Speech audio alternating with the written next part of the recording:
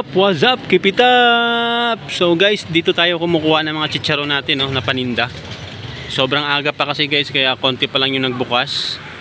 So ito sila is talaga nagre-repack to sila guys eh. Ayan. So sobrang aga pa, kaya konti pa lang yung tindahan. Pero suki na namin to dito. Ayan, meron pa sa kabila guys oh. Ayan. So ditong hilerang to guys, sa may simbahan ng Immaculate Conception. Hilera to, ayun, yung sasakyan natin. Yun, mga chicharonan yan dyan. Sarado pa nga lang kasi sobrang aga pa nga. Inagahan ko guys kasi nga may pasok nga ako mamaya. Yun, oh. So hilerang to, pag mamaya open to lahat. Ang daming chicharon dito guys. So dito tayo umaangkat ng chicharon, paninda natin oh.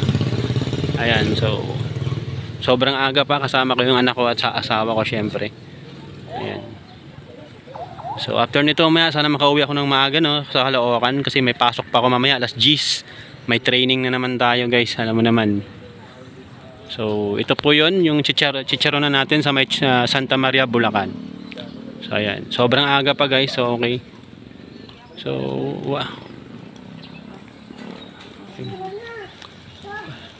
Okay, so ayan, ingat lahat. Bye bye.